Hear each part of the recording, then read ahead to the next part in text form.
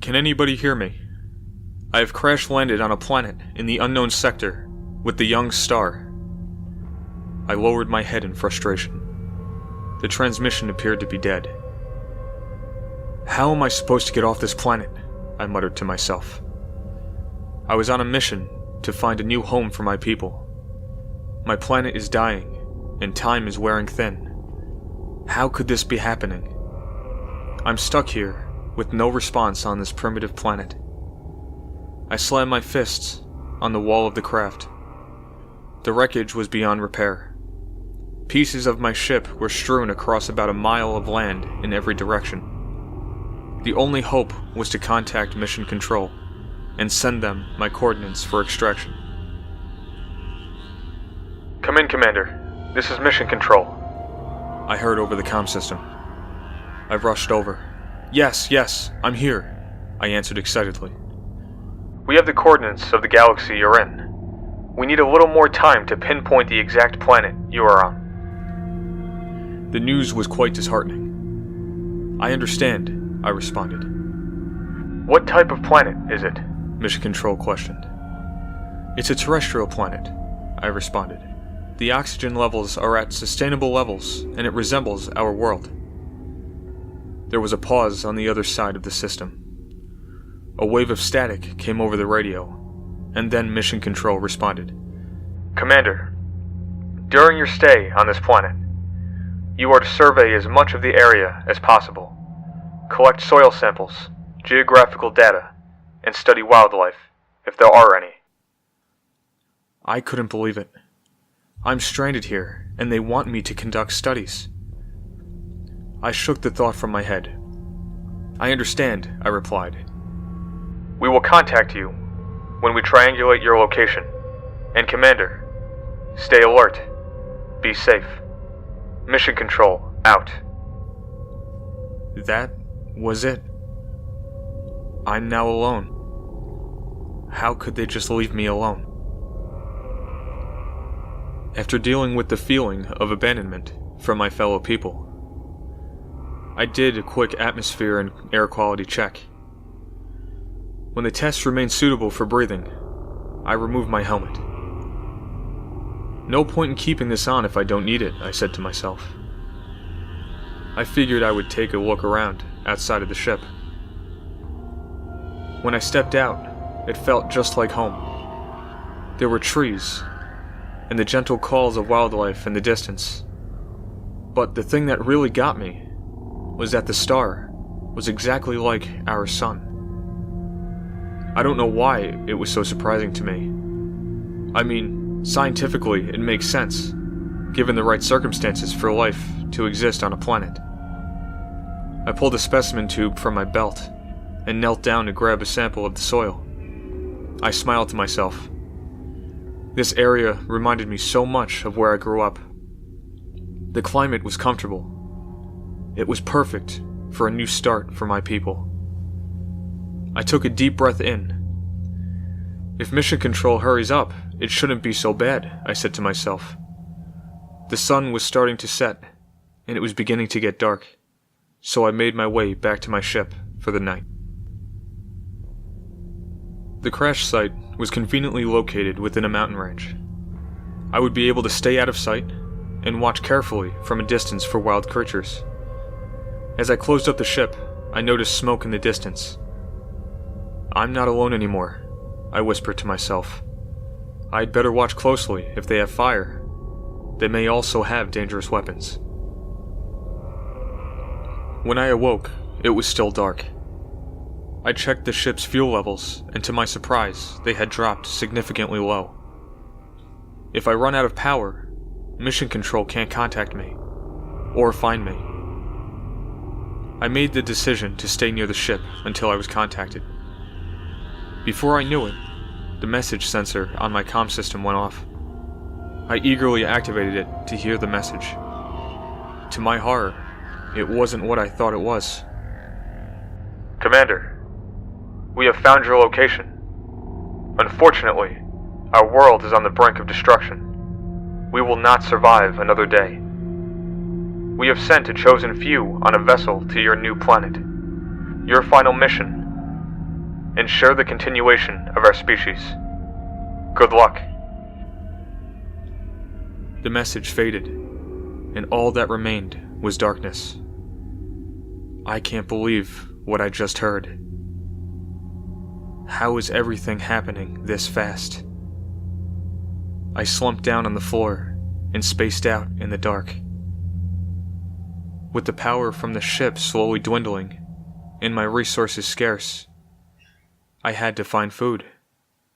But more importantly, find out if the source of the fire was friendly or not. Distraught, I left all of my tech in the ship. There's no use in having it with me if it's not gonna work. I made my way through the dense, overgrown forest toward where the fire had been burning. As I drew near my destination, I could hear odd noises, almost communication-like. I stayed within the forest and observed what looked to be the natives of this strange land. They were hideous, if I may say so myself. They walked on two legs, like my people, but their bodies were bald. Their heads were oddly round, and they were surprisingly small. Through the excitement of the small village, I observed encounters of the primitive species. Their communication was underdeveloped, and their weaponry was simplistic. They outnumbered me greatly, so I tried to make sure I didn't attract any unwanted attention. Unfortunately, a group of their young were playing near my cover, and the object they were passing around landed near me. One of them carefully pushed through the plants looking for their toy. So much for not attracting attention. I kicked the object back towards the group. The little one that was searching's eyes widened with terror. It opened up its tiny mouth, exposing its oddly shaped teeth, and sounded a warning cry for the others. I shot up and darted back to where I came. I could hear shouts and horrified gasps from the strange tiny people. I didn't stop moving until I reached my ship. Now that they know I'm here, I may be in very grave danger. I entered my ship, and as expected, the power had been depleted. All of my weapons and gear were energized through the power of the ship. Without them, I am almost defenseless. I have to use my survival training to my advantage.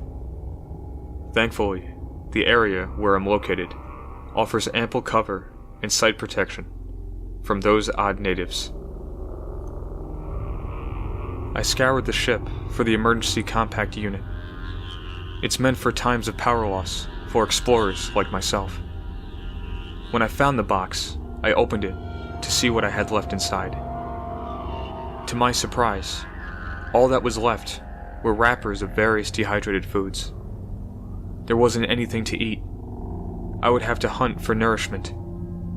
As the star began to fade from view, and the darkness engulfed the sky, I gripped my growling stomach. If I don't eat, my natural instincts will kick in, and there's no telling what danger I will pose. When I awoke, the star was just peeking over the horizon. I stumbled to my feet. The hunger was overtaking every coherent thought in my head. Dazed from the circumstances, I had the off-putting idea of traveling back to the native settlement. Maybe they have food. Maybe they can help me, I thought. I picked myself up and stumbled down the mountain. This is against everything I've been trained to do. But if my people are to survive, I have to try to make peace with these strange natives. I made my way to the village and approached one of the dwellings. These homes are so bizarre. They have translucent barriers cut into the walls. I crept closer and peered into the dwelling. A young native sat on the floor and played with replicas of their species.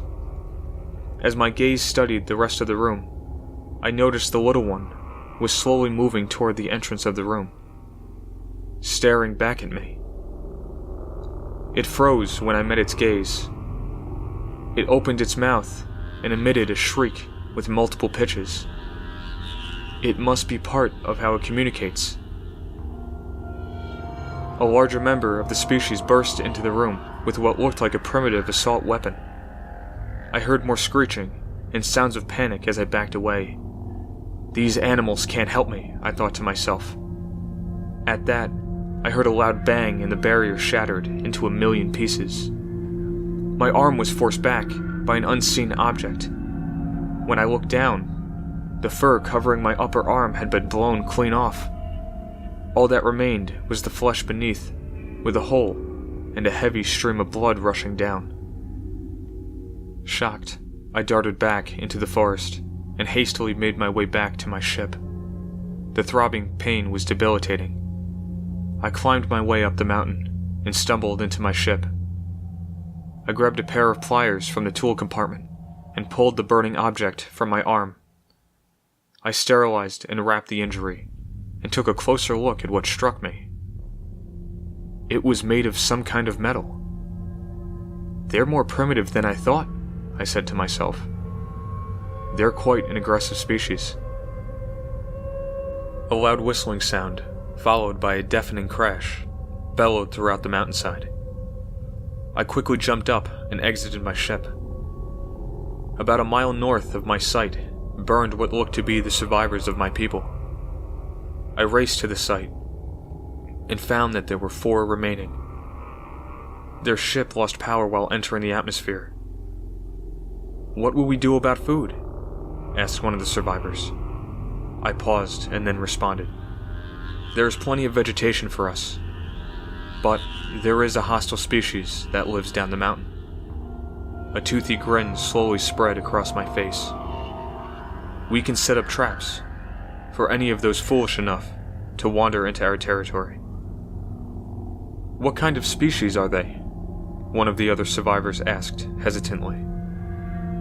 I let out a long, frustrated sigh. Before I lost power, the planetary scan reported that they are an ape-based species called human.